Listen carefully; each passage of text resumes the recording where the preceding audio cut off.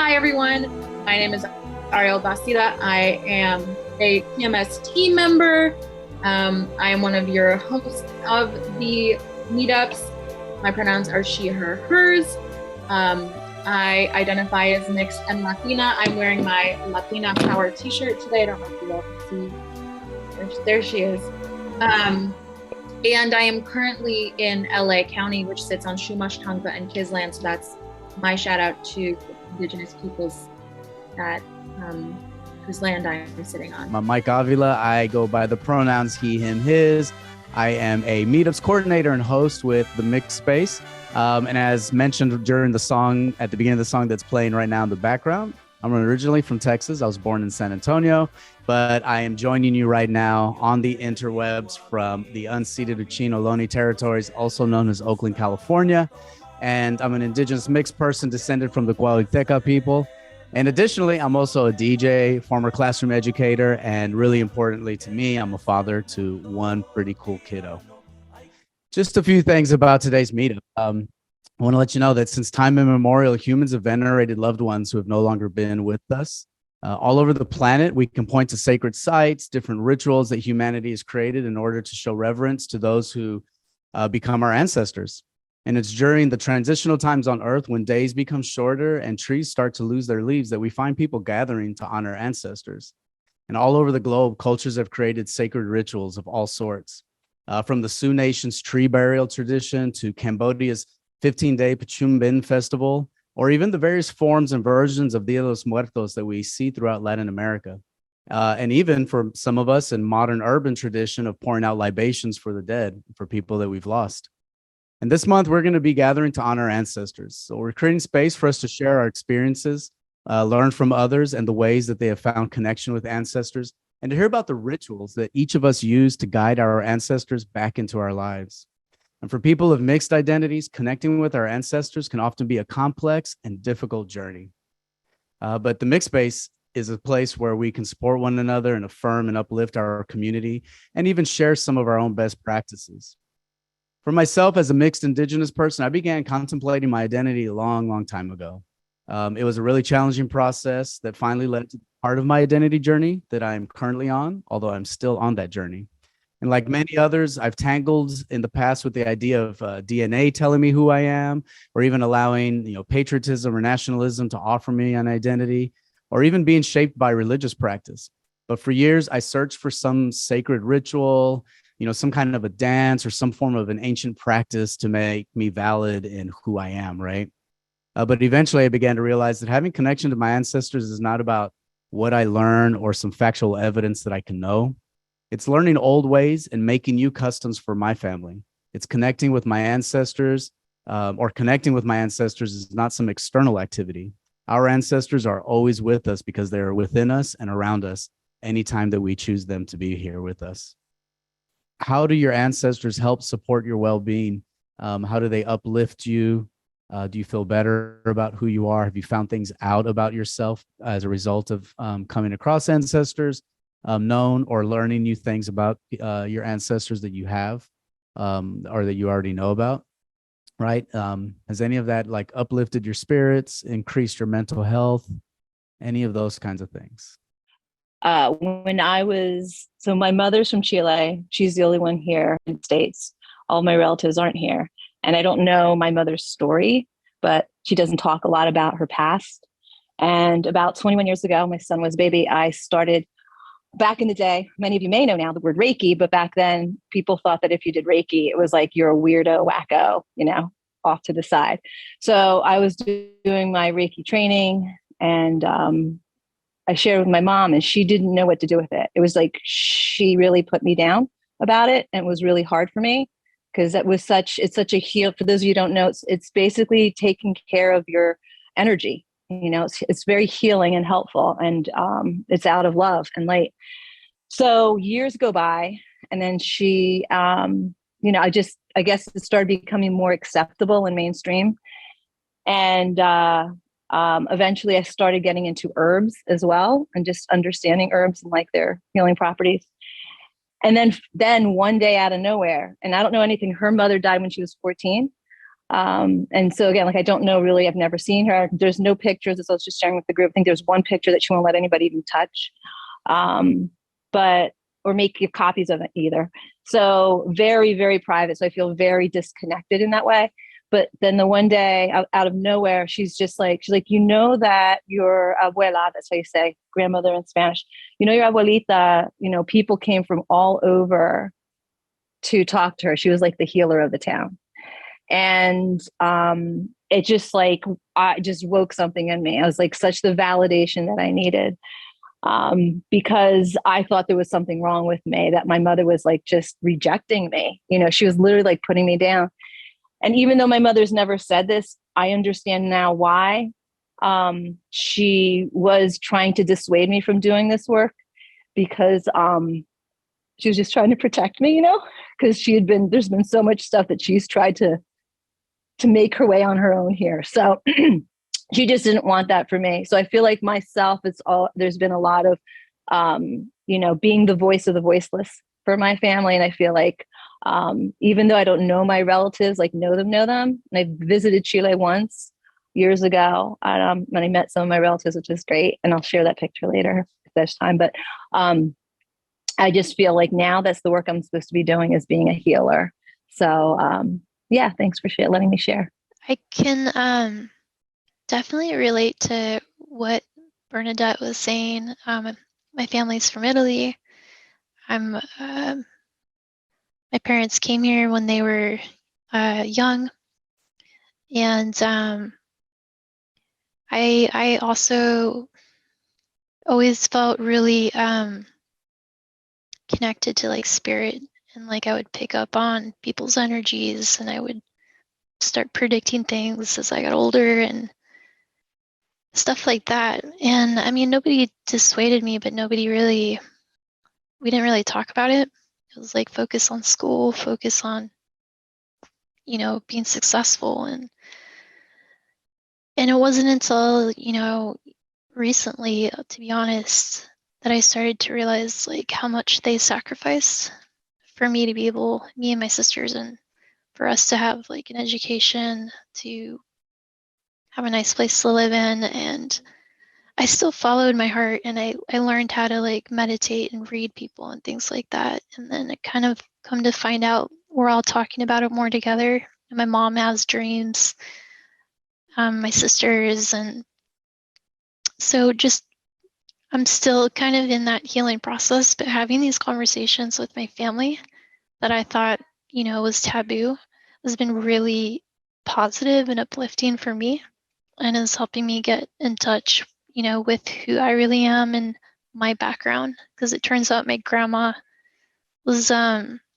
she was kind of like a healer, and she would practice stuff to help people heal and things like that. And my aunt did too. So it's really cool to like just learn this about myself and my family. So it's delightful to be with you all in this space.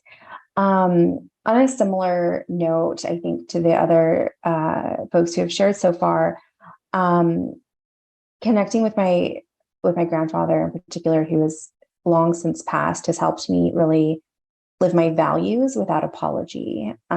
He was very justice oriented, which I think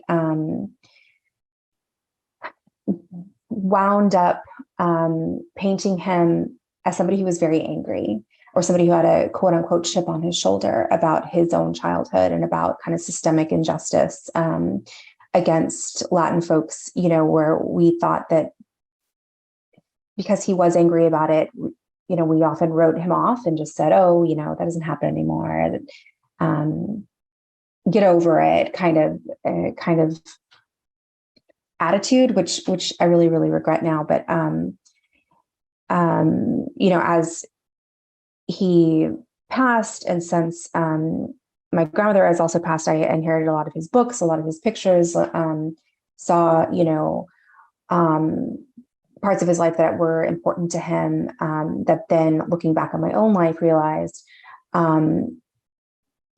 that a lot of my anger at injustice, actually, that was also poo-pooed as like just, you know, something that oh, she's disgruntled, oh, she can't like let stuff go,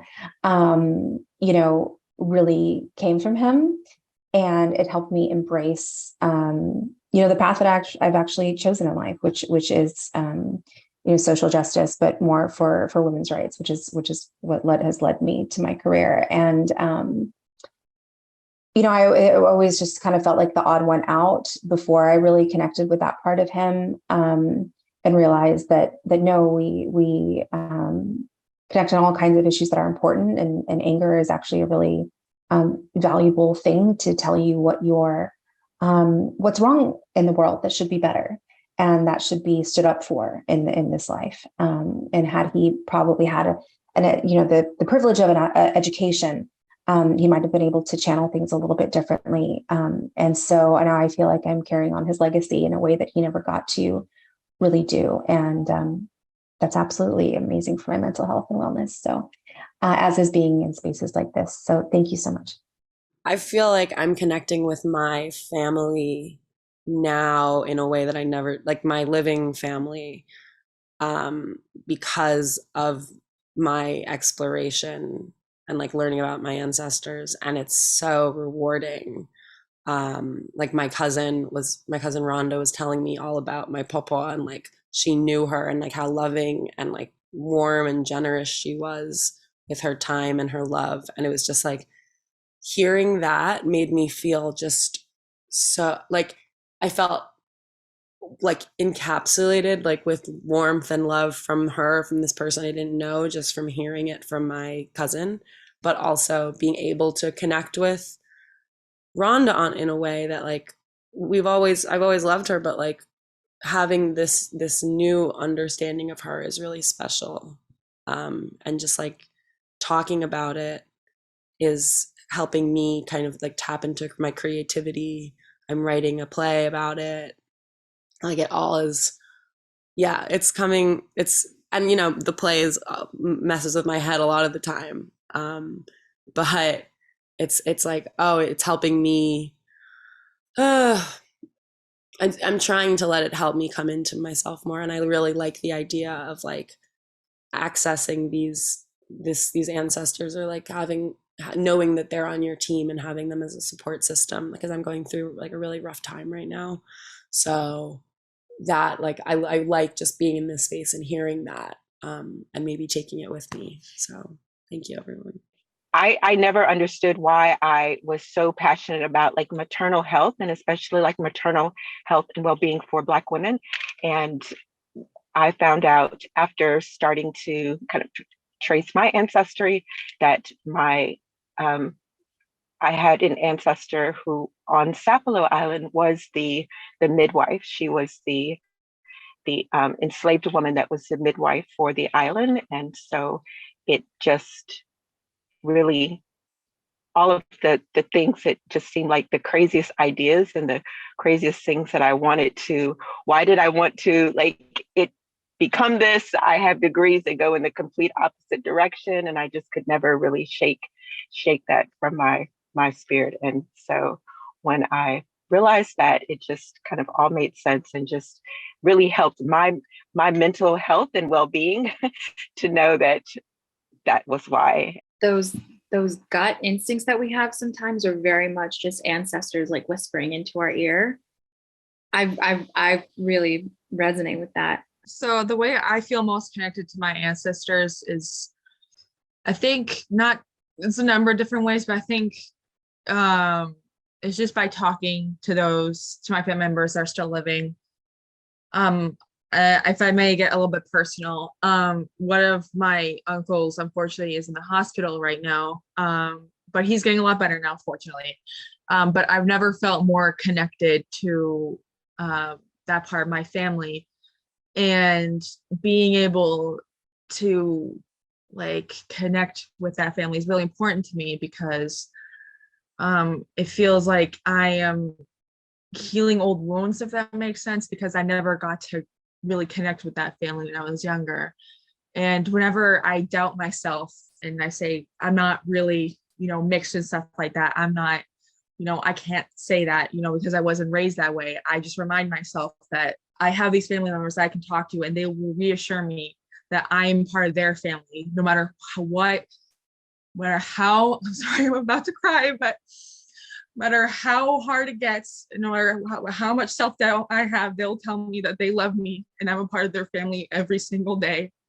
I mean, that's why the saying says, right, we stand on the shoulders of our ancestors, because they're part of what helps keep us up and motivated and feeling good about ourselves, helping us find out who we are, trusting in ourselves, the strength that we have.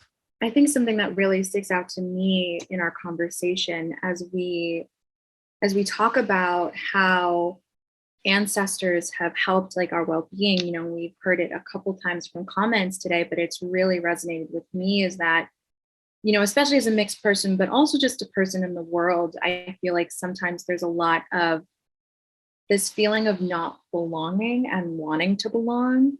I feel that from a mixed perspective, but I know that it's so prevalent now, just like, especially with, the messaging of like, to be successful, you have to do this, or to look like this, or to whatever.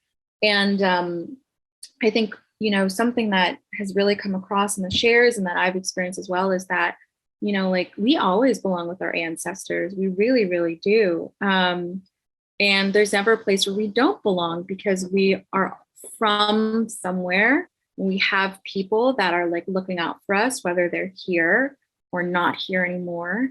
And, I think that it's such a beautiful thing to remember that, we're never really alone and that we always belong. And in a way, I'll share just briefly, something that's really helped me with my mental well-being is reconnecting with family, even recently, even this year, and having family members tell me that I look just like them. That's never been the case for me, because I've grown up with people who haven't looked like me. I've been usually sometimes the darkest in family settings. So to have someone say, you look like me and your nose looks like this person's and this is Thea, and like, such an amazing experience. So it's just great to hear. It's just so amazing to hear, and, this sense that our ancestors are always there, and exactly, we're never alone. And something that I heard recently in our 2.0 last month, which if you don't know what a 2.0 is, we'll talk about it in a second, no stress, is that we are someone's ancestor. Like us right now, present day, are going to be someone's ancestor. And I think that's such a cool idea too.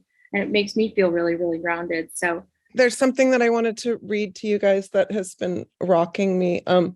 This is Kate Johnson in a book I'm reading called Radical Friendship that I particularly love. But the piece that I've probably read this paragraph like 40 times since I first found it. She's talking about building her altar and putting all of her various objects that reminded her of the various parts of her family on her altar, and talking to the priest that recommended that she do this. And she says, when I'd gathered my objects, I had a moment of hesitation that I tried to explain to him.